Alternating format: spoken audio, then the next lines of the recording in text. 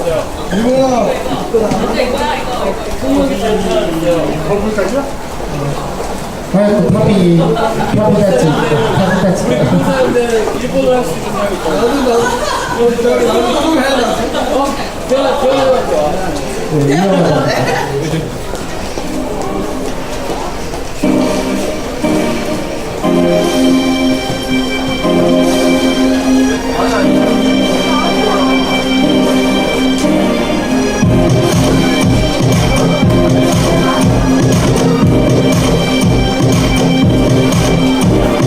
네, 2015년 11월 18일 수요일 광화문 농성 무려 1185일입니다. 광화문에 와야 듣는 라디오, 보이는 라디오, 광화문에 와라!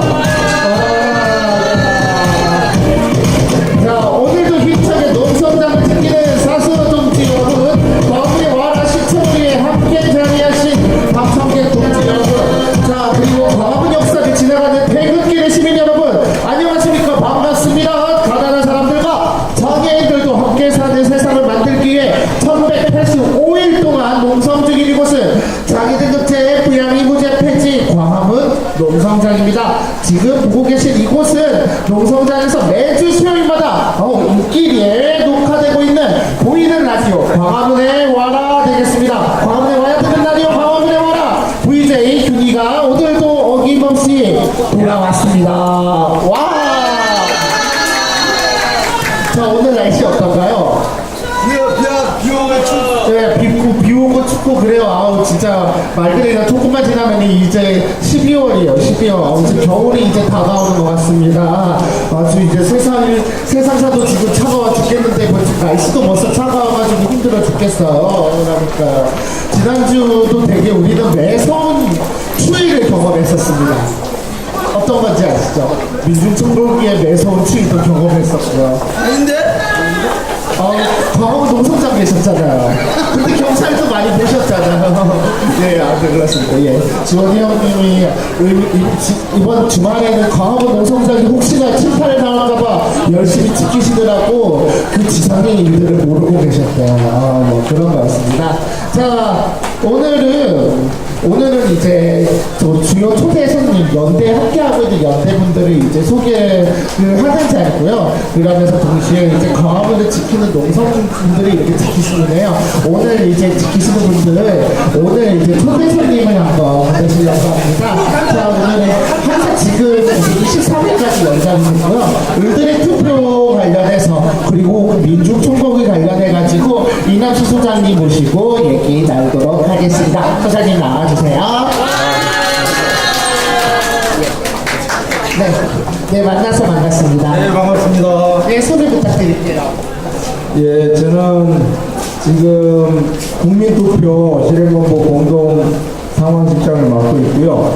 장거리 살리기 운동본부 공동대표를 맡고 있는 비전노동센터에서 일하는 이남순입니다. 반갑습니다. 여기저기서 일하시고 계시고 되게 바쁘시겠어요? 예, 그래서 여러모로 편리함이 있습니다. 다들 바쁘다고 생각하고 있기 때문에 의외로 놀 수 있는 시간이 많이 확보가 됩니다. 되게 그거 말고도 또 다른 면으로 되게 또 유명하다고 들었어요. 다른 면으로 또 이렇게 유명하다고 들었어요. 그 웹툰이나 요새 드라마로 나오고 있다는 저는 아니고요. 송곳 말씀하시는 거죠? 예, 근데 이제 그거는 우리 이제 예전에 제가 이랜드 노동조합 수석 부위원장을 할 때 위원장으로 함께 투쟁했던 그 김경우 위원장이 주인공이에요. 예, 그래서 이제 전줄 알고 착각하시는 분들이 많은데 제가 훨씬 미남인데 그래서 저는 아니고 다만 이제 그때 같이 이제 투쟁하고 또 조직했던 그런 이제 당사자들 얘기이기 때문에 저도 지대한 관심을 갖고 보고 있습니다. 제가 JTBC는 집에서 시청을 할 수가 없어서 잘 못 보고 웹툰은 아주 재미있게 봤었습니다. 아무래도 2007년 투쟁 같은 경우에는 저도 때 하자마자 막 겪었던 거라서 저도 참 인상 깊었는데요. 그때 직접 그 사건을 직접 봤었고 경험했었고 그리고 되게 그런 상황에서 이제 다시 이렇게 웹툰이나 뭐 이렇게 영상화가 되고 그러면 되게 좀 뭔가 되게 좀 다른 큰 감회가 느꼈을 것 같아요. 이제 뭐 그렇기는 한데 사실 뭐 솔직히 말씀드리면 이게 별로 돌이키고 싶지 않은 그런 기억들도 있어서 당사자들은 조금 상처가 있잖아요. 그래서 이제 저희 조합원들 같은 경우에는 이제 카트가 영화로도 만들어졌었거든요. 근데 저희 조합원들은 그 영화 보고 너무 힘들어했어요. 왜냐하면 영화에서마저도 복직이 되지 않고 경찰의 탄압에 의해서 구속되는, 그리고 그 농성장 침탈 장면 이런 게 되게 실감나게 사실 이제 그려져서 그 자체로는 의미가 있었겠지만, 그때 당시에 이제 투쟁을 감당했던 특히 우리 조합원들 입장에서는 영화에서마저도 우리는 이길 수가 없구나 이런 것들 확인하면서 눈물도 흘리고 마음도 많이 아파했는데, 근데 어쨌든 저는 뭐 있는 그대로의 우리 삶이 또 투쟁이 영화를 통해서 또 상업 영화를 통해서 보여줬다는 게 굉장히 의미가 있다고 생각을 했고요. 그리고 이제 이번에 이제 송곳 웹2는 사실은 이제 최희석 작가가 굉장히 많은 그 소집화를 했던 활동가들 얘기를 사실은 그 엮어서 만든 겁니다. 그래서 저는 뭐 한 특정인 캐릭터가 중요하다기보다는 노동조합이라고 하는, 이게 이제 헌법상 원래 보장되어 있는 거의 유일한 노동기본권인데, 이게 우리나라에서 완전히 무력화되어 있거든요. 특히 비정규직들 같은 경우에는 가장 노동조합이 필요하고 가까이 있어야 될 당사자들인데, 노동조합이 가장 멀고, 만들면 장기투쟁하고, 그리고 뭐 분신하고 자살하고, 그리고 여러 가지 폐가망신하고, 해고되고, 구속되고, 너무 힘든 그런 고난의 행위를 하는 게 현실이거든요.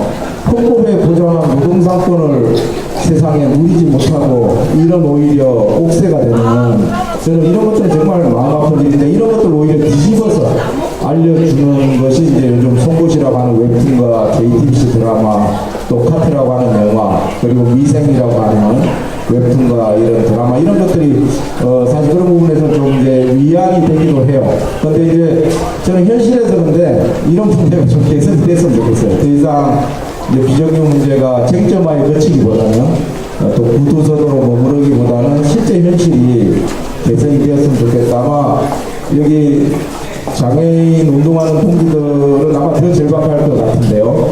아주 비슷한 의미에서 좀 현실이 구체적으로 개선되는 이런 좀 계기가 만들어서 좋겠다는 간절한 바람을 갖고 있습니다. 제가 지금 경험들이라든가 뭐 조합원들 얘기라든가 그래가지고 여러 가지 얘기를 들었던 것 같아요. 마찬가지로 지금 저희 여기저기서 지금 장기 농성에다가 고급 농성을 하고 있잖아요. 벌써 여의도에서만 벌써 두 군데에서 하고 있잖아요. 콜트콜텍도 있고 풀먼 노동자들이 계속 이제 한 달 됐죠. 이제 고급 농성.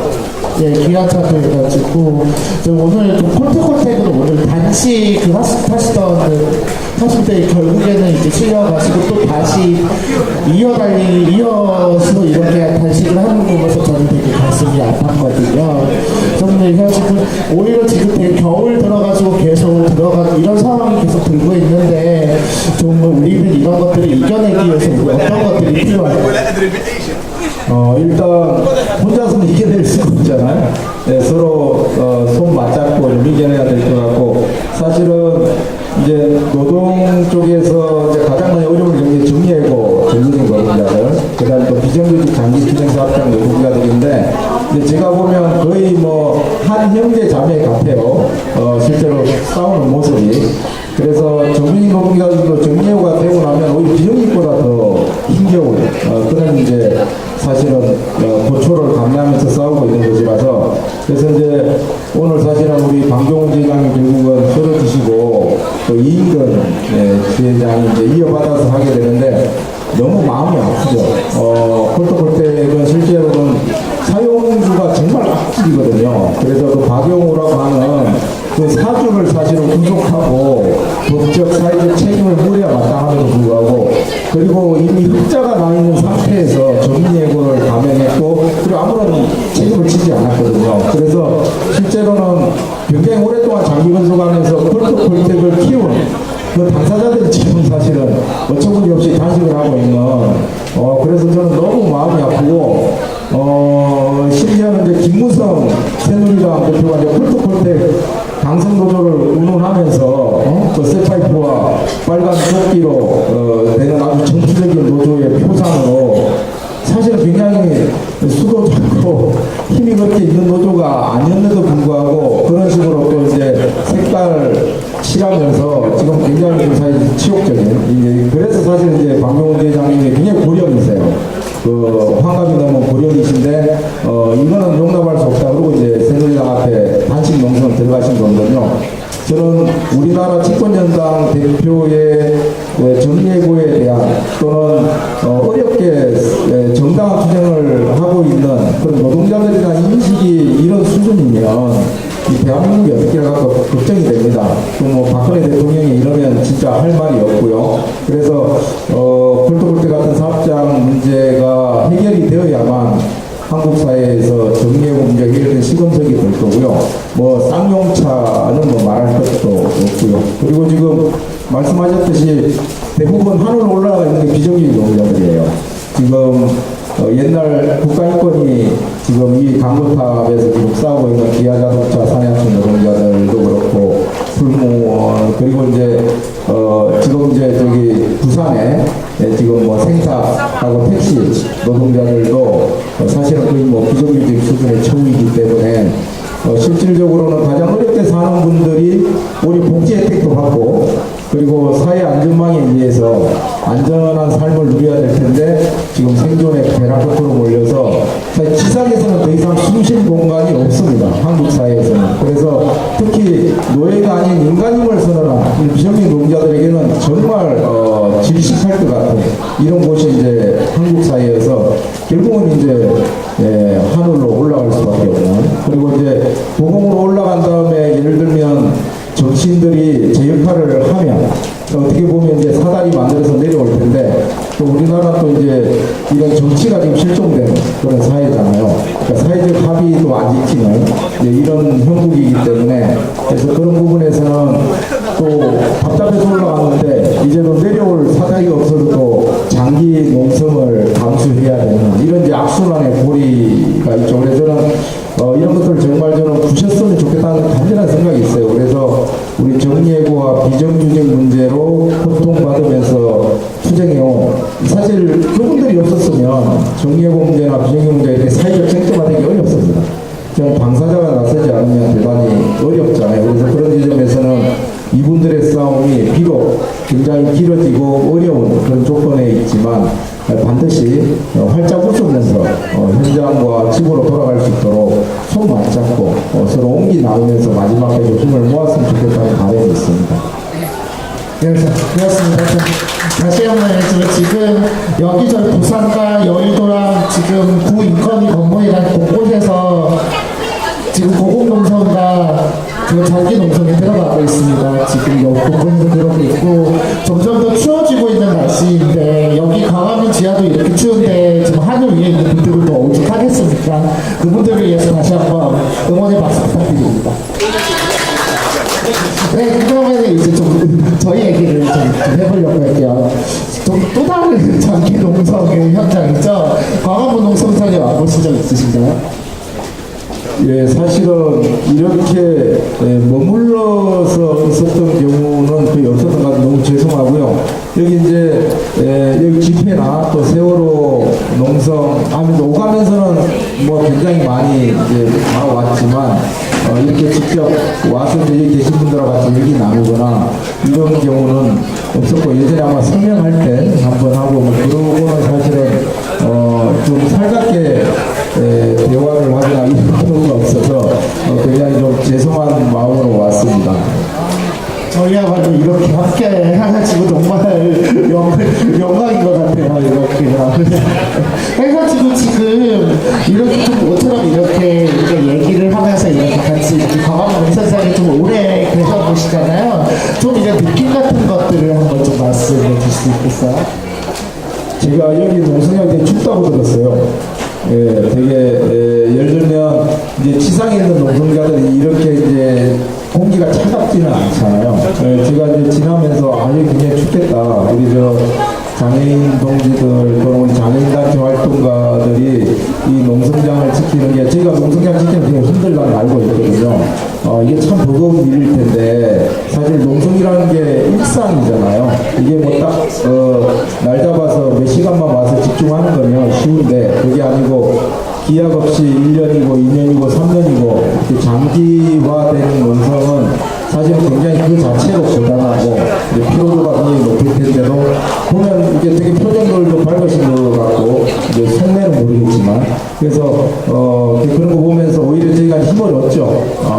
우리가 뭐 비정규 투쟁이라고 활동하면서 뭐 힘들다고 이렇게 지치는 경우가 많은데 우리 장애인문화 동료들 특히 그 이동권 투쟁 이런 거 할 때 보면 뭐 비교가 안 되죠. 그 결기나 그 절박함이라고 하는 게 그리고 저렇게 이제 불편한 조건에서도 정말로 이렇게 온몸을 던져서 싸우는 모습 보면서 사실은 어떻게 보면 야 우리가 좀 뭐 사치스러운 투쟁이라는 얘기는 조금 그렇지만 우리가 정신 바짝 차려야 되겠구나 이런 생각을 하고 오히려 장애인 동지들이 투쟁을 시작하는 그 지점하고 우리 노동자들이 투쟁을 시작하는 지점이 좀 다르다는 생각이 있어요. 그래서 오히려 우리 장애 인권에 대해서 우리 노동자들이 좀 더 잘 알아야 되지 않을까 이런 생각을 이제 해보긴 합니다만 저도 사실은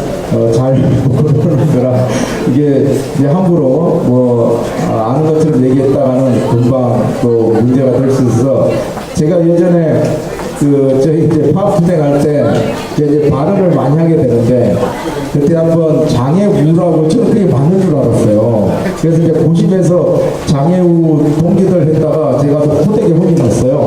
예, 그래가지고 그때 아주 저보다 젊은 이제 학생이 와가지고 저를 굉장히 많이 이렇게 질타하면서 교육받은 기억이 그래서 제가 아주 그거는 머릿속에 각인이 됐어요. 장애인이라고 해야 된다고 하는 게 그래서 이제 그런 경험도 있고 해서 사실은 어설프게 아는 것은 중요하지 않은 것 같고 오히려 마음으로 함께하는 게 참 중요한데 장애인 동료들 투쟁에는 제가 그런 정도로 애틋하게 결합을 한 적이 사실은 드물어서 여러 가지 좀 사실 좀 죄송한 심정으로 지금 앉아 있습니다. 우리가 이렇게 생각보다 더 많은 인연들이랑 더 많은 것들 우리 둘이 함께 했던 것 같다는 생각이 들어요. 알게 모르게요. 그래서 이런데 뭐 잘 모르시다고 하더라도 저희가 여기에 있는 이유는 아실 거잖아요. 자, 두 가지 캐치포인트 두 가지가 이제 한국 사회에서 없어지기를 바라는 거잖아요. 장애 등급제 그리고 부양이 문제 이 두 가지가 이제 폐지를 하기 위해서 저희가 이렇게 1,100일 넘게 이렇게 하는 거거든요. 이 부분에 대해서 그러면 어떻게 생각하시는지 좀. 어려워요. 그냥 폐지해야죠. 비정규직 철폐하듯이. 그래서 장애등급제하고 부양의무제 얘기는 사실 수차례 안타깝게 돌아가신 분들이나 또는 이제 이런저런 이제 장애인 인권 관련한 정책에 있어서 가장 우선순위로 얘기되고 있는 건 들어서 이제 알고는 있었지만 사실은 제가 이제 직접 이 현장에서 활동을 하는 입장이 아니기 때문에 얼마나 이게 이 요구가 만들어지기까지 이제 어려움을 겪었는지는 이제 모르는 채로 와서 사실 그 부분은 쉽게 말을 못하기 어려울 것 같고요. 저는 어쨌든 장애등급이나 부양의무제 같은 그러니까 장애인 당사자 입장에서 만들어지기보다는 정권이나 또는 이제 여러 가지 장애와 관련해서 사실은 당사자 인권과는 좀 거리가 먼 이제 그런 이제 위정자들이나 이런 사람들이 만든 이런 제도는 저는 넘어야 한다고 생각은 아주 공감을 하고요. 그래서 어떤 측면에서는 저 두 가지 폐지해야 될 핵심 요구뿐만 아니라 또 굉장히 많으실 것 같은데 그런 여러 가지 현안 요구들 이런 것들이 저는 함께 좀 잘 해결됐으면 좋겠고 이 농성이 어떻든 하루빨리 좀 마무리가 되는 게 너무 좋을 것 같은데 어떻게 보면 우리나라 국격이 이런 데서 밝혀지는 거잖아요. 예를 들면 국가인권위원회가 어처구니 없이 실추되면서 우리나라 전체 예를 들면 인권 지수 자체가 되게 국제사회에서는 지금 이제 인정받지 못하고 있는 것과 마찬가지로 우리 장애인 인권이나 또 장애인 현황과 관련해서는 이 강화문 농성장에서 또는 강화문 농성의 그 일수가 며칠을 더 가느냐에 따라서 저는 한국의 국격도 결정된다고 생각을 합니다. 그래서 사실은 이제 제가 최근에 가장 중요한, 그러니까 노동에서는 비정규 문제가 중요하다고 한다면 인권으로 본다면 저는 가장 중요한 게 장애인 인권과 그리고 성소수자 인권 그리고 이주 인권이 가장 중요한 거 아니냐. 그래서 지금은 어쨌든 그 세 가지 한국 사회에서 사실은 가장 소수화되어 있는, 그러니까 인원이 많은데도 불구하고 전혀 사회적으로 정치적인 발언권을 가지지 못한 이런 대표적인 사회적 약자 집단인데, 이제 이분들이 이제는 인권운동의 중심으로 그리고 한국 사회를 정말로 살만한 공동체로 만드는 데 있어서 가장 중요한 그런 이제 해결해야 될 선결 과제를 가지고 있는 이제 당사자 집단으로 저는 이렇게 인식이 돼야 한다는 생각이 좀 간절하게 들어요. 그래서 이제 그런 지점에 있어서 이제 노동도 사실은 이런 인권 의제에 대해서는 솔직히 말씀드리면 잘 몰라요. 이제 저 같은 경우 투쟁하면서 이게 연대를 하게 되고 이제 그러면서 이제 이렇게 어깨 넘어 이제 이렇게 이제 아주 거칠게 접하는 경우가 많은데, 실제 현장의 노동자들은 이런 장애인 인권이나 또는 성소수자 인권 이런 부분에 대해서 잘 모르거나 또 오해하는 경우도 많이 있어요. 그래서 저는 여기 계신 분들이 노동조합이나 또 이런 곳에 많이 가셔서 교육도 하고 그리고 여러 가지 사례들도 좀 나누는 그런 시간을 가졌으면 좋겠다는 그런 생각도 좀 듭니다. 해가지고 되게 좋은 말씀 되게 많이 하시니까 정말 되게 어떻게 좀 전문적으로 되게 말씀들이 되게 많이 많으신 것 같아요. 그래가지고 아니에요 여기 아니에요 이거 됐잖아. 아니 그런데는 되게 뭔가 우리에게 뭐가 필요한 건지 뭔가 강연을 받는 것 같아서 너무 기분이 좋습니다. 네, 그러면은 이제 좀 물어볼게요. 여기 뒤편에 보면 을들의 국민투표라고 있습니다. 이게 한 10월 하순 때부터 이게 땅 하고 등장했는데 이게 뭐예요?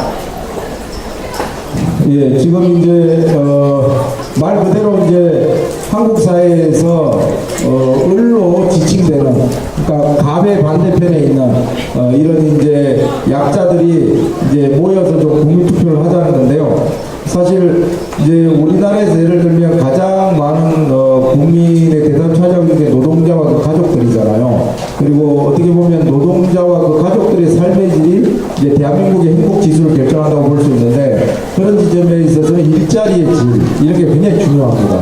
근데 이번에 이제 박근혜 대통령과 집권여당인 새누리당이 추진하고 있는 소위 노동개혁이라고 하는 미명으로 추진하고 있는 이 개악의 내용들이 대단히 심각해요. 아주 짧게 말씀드리면 그냥 비정규직 많이 늘리고 해고 쉽게 하고 임금 쉽게 깎고 그리고 사장 마음대로 의사결정을 주도할 수 있는 이런 이제 일터를 만들겠다는 건데, 그러면 민주노조도 다 무효가 되고 비정규직은 안 그래도 힘든데 이제 노동조 만들면 원금을 낼 수 없을 뿐만 아니라 이제는 평생 비정규직으로 살아야 하는 이제 이런 이제 아주 심각한 내용을 담고 있습니다. 그런데 문제는 이 문제가 실제로 노동계약이 되면 가장 먼저 피해를 입을 사람들은 노동조합 바깥에 이런 비정규직이나 중소형제 사업자 노동자들이시거든요.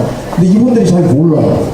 이걸 알려주는 데가 없잖아요. 그런데 지금 고용노동부가 물경 20억이 넘는 어마어마한 광고비를 들여서 온갖 그 강권파, 공중파, 종편, 그래서 이 노동개혁의 정당성에 대해서 특히 노사정 대야업을 미화하는 이런 광고를 어마어마하게 쏟아냈어요. 그래서 오히려 이 노동계약의 첫 번째 피해자가 될 당사자들이 노동계약을 반기는, 노동계약하면 아들, 딸 일자리 생긴다는데 노동계약하면 기존 노조 민주노총 힘을 갖다가 줄일 수 있다는데 이렇게 이제 오해를 하시는 경우가 굉장히 많아요. 그래서 이걸 알려야 된다. 일단은 그럼 어떻게 알려야 될까? 그래서 저희가 이제 투표를 생각했고요. 왜냐하면 국민투표라고 하는 것은 참여권이고 법적 구속력은 없지만 아주 쉽게 할 수 있는 거잖아요. 누구나 노조 안에 있든 바깥에 있든 노동조합이 없으면 파업을 할 수가 없잖아요. 그러면 파업을 할 수 없다면 뭔가 자기의 의사를 표현할 수단이 있어야 하는데 가장 일반적인 그리고 익숙한 수단은 선거 아니냐. 그러면 1인 1표 참여권 기준으로 해서 국민투표를 한번 해보자. 그리고 국민투표를 찬반이 아니라 대안을 묻는 투표를 하자. 그래서 저희 이거 국민투표 용기 보시면 찬성 반대가 아니고 박근혜 정부의 추진안과 그 다음에 노동자, 서민, 청년의 요구안 이렇게 대별되어 있어요. 그래서 시민들이 되게 헷갈려 하세요. 찬반을 해야 되는데 1번은 새누리당, 2번은 뭐 예를 들면 새정치연합 이런 데 익숙해진 어르신들 같은 경우에는 무조건 우리가 찍는 거는 1번이 맞을 거야 하고 1번을 찍는 경우도 있어요. 심지어 백기환 선생님께서 박근혜 정부 추진안을 찍으시는 바람에 다시 투표를 하시긴 하셨는데 어쨌든 저희가 찬반을 묻는 게 아니고 대안을 묻는 방식으로 한 이유는 박근혜 정부의 노동계약에 저항하고 반대하는 걸로는 이길 수 없다. 프레임을 바꿔야 한다. 우리가 도대체 반대하는 이유가 뭐지? 우리가 반대해서 바꾸고 싶은 한국 사회 노동시장은 어떻게 되는 거지? 이제 이걸 우리가 보여주고 싶었어요. 그래서 상시 지속업무 정규직화, 파견 업무 건절, 최저임금 밀만원 이런 것들을 저희가 이제 내세우고 원래 최소한 투표를 하신 분들은 그리고 아마 90% 이상이 저희 안에 아마 동그라미를 치었을 것 같은데 이분들은 최소한 우리 안에 대해서 한 번은 생각해 보시는 거죠. 그래서 저는 굉장히 의미 있는 투표다. 그래서 저희가 이제 박근혜 정부 노동정책이 개혁이냐 재앙이냐 이거를 대안을 통해서 한번 판가름해 봅시다. 저들은 이게 우리 아들 딸 일자리를 창출한다는데 이게 우리 미래 세대를 위해서 반드시 해야 되는 필수 과제라는데 과연 그게 맞는지 한번 따져보자. 그리고 실제로 노동조합 바깥에 그런 비정규직 노동자들이나 또는 시민들도 영세 자영업자들도 투표할 수 있잖아요. 왜냐하면 가족이나 친구나 애인이나 이웃 중에 다 있는 거잖아요. 그래서 저는 이 노동계약 문제와 관련해서 실제로 국민들의 의사를 한번 우리가 모아보자. 그리고 이걸 가지고 오늘의 국민투표라고 명명해서 이 결과를 일단 25일까지 합니다. 25일 자정까지 하고 온라인 투표는 27일까지 할 거고요. 그렇게 28일날 개표합니다. 28일날 현재는 이제 아마 서울시청 광장으로 추진하고 있는데 거기서 이제 아마 오후 1시 정도부터 해서 개표 행사를 굉장히 좀 진지하지만 재미있게 하고 또 그날 민주노총 충파 투쟁 결의대회가 서울에서 아마 수도권 집중으로 있을 예정인데 이제 같이 좀 연계해서 노동자들의 충파에도 우리가 힘을 싣고 그리고 노동자들뿐만 아니라 일반 시민들도 이 노동계약에 대해서 어떤 반대 의견을 갖고 있는지 저희는 박근혜 정부 심판투표라고 저희는 단언합니다. 그래서 내년 총선이 있지만 이건 예비투표다. 그렇게 해서 최소한 100만 명 이상이 동참할 수 있도록 일단 25일까지 좀 최선을 다해서 진행할 생각이고요. 그렇게 해서 이 열흘의 국민투표는 우리 국민의 다수인 노동자들의 삶을 생존의 벼랑끝으로 내보는 박근혜 정부의 노동계약을 반대하는 이런 민주노총의 총파가 투트랙으로 진행되는 상당히 의미 있는 저는 민중항쟁이다 이렇게 생각을 하는데 어쨌든 그만큼 의미 있는 그런 숫자가 좀 다음 주까지는 잘 모여져서 정말 그 개표 행사까지 좀 힘있게 마무리가 되었으면 좋겠다 이렇게 생각을 하고 있습니다. 근데 되게 한번 하나를 물어봤는데 여러 개의 질문이 다 준비됐는데 그걸 다 답변해 주셨어요. 아니 죄송한데 정말 대단하신 것 같아요. 아니에요. 딱 하나만 물어볼게요. 제가 알기로는 을들의 국민투표가 13일까지로 알고 있었어요. 근데 이렇게 좀 약간 연장된 이유는 뭔가요? 일단 이제 요구가 많았었고요. 그리고 이제 이게 처음에는 사실은 이제 얼들의 국민투표가 이렇게 썩 잘 알려지지는 않아서 지금 현재 오프라인으로 2,300개 투표하고 꽤 많이 나간 셈이긴 한데 사실은 이제 더디게 알려지면서 이제 근데 이게 해보니까 투표하기 이뻐요. 예, 그래서 사실은 투표하기 이뻐서 시청한 분들도 있는 것 같아요. 근데 그러면서 이게 이제 알려지고 또 이 투표 용지의 의미나 또는 이게 이제 민주노총의 총파업 또는 이제 민중총궐기 이 이제 물줄기와 함께 이제 국민투표가 대단히 좀 중요하다 이제 이런 의미가 좀 알려지면서 현장에서 시간이 너무 적은 거 아니냐. 그리고 이제 실제로 민주노총이나 민중총궐기 투쟁본부가 이제 또 12월 초까지 지금 이제 2차 민중총궐기 또 투쟁을 지금 예고하고 있기도 하고 그래서 이제 그리고 사실은 좀 더 많은 시민들이 동참하면 좋겠다 이런 좀 바람이 있어서 저희가 이제 고심해서 또 이제 여러 이제 사업장이나 또 지나가다가 투표하시는 분들의 이런 요구도 있고 해서 일단 25일까지로 일단 이제 연장을 했고요. 그리고 일단은 뭐 12월로도 넘겨서 좀 할까 이런 고민이 있었는데 일단은 지금 현재 그 박근혜 정부의 정말 무도한 노동 탄압 그리고 국정교과서 강행 뭐 이런 말도 안 되는 반민생 정책에 대해서 이제 국민투표보다 더 센 이런 이제 수단으로 싸워야 되는 거 아니냐. 그래서 이제 국민투표는 자신의 역할을 사실은 다 한 거 아니냐. 그래서 11월 25일까지로 하고 일단 좀 종료하기로 하고 이후에는 이제 민중총궐기와 또 민주노총 총파업에 적극 또 힘을 실어야 될 거고요. 그리고 지금 뭐 어떻든 우리 백남기 어르신 굉장히 지금 이제 병상에 누워 계신데 정말로 일어나셨으면 좋겠고 그래서 이 경찰 폭력에 대해서 이제는 저희가 맞서서 반드시 이거는 책임을 물어야 하거든요. 그리고 전 대통령 사죄 받아내야 한다는 생각이 있는데 어떻든 이런 부분에 대해서도 우리가 좀 힘을 실어야 한다.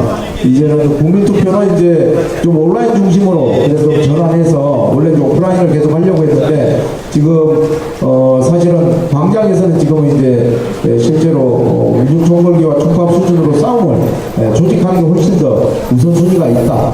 몸으로 지금 싸워야 될 때라는 것이 이제 저희 국민투표 실행본부의 판단이기도 해서 지금은 이제 온라인 중심으로 일단은 좀 전환해서 25일까지 이제 진행하고 그다음에 이제 28일날 좀 개표를 하기로 그렇게 좀 한 차례 연장하는 것으로 일단 좀 일정이 조정이 됐습니다.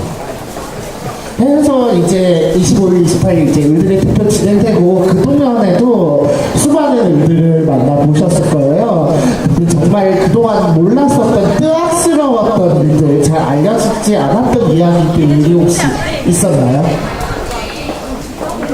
이번에 이제 얼굴에 국민투표함이 2,300개가 나왔는데 굉장히 다양한 분들이 이제 사실은 신청을 해서 진행을 하시기도 했죠. 그래서 뭐 오마이뉴스나 여러 이제 진보언론 매체에 실리게 됐는데 예를 들면 뭐 신혼부부가 신청을 하기도 하고 그리고 또 카페에서 신청을 하기도 하고 또 이제 교회나 성당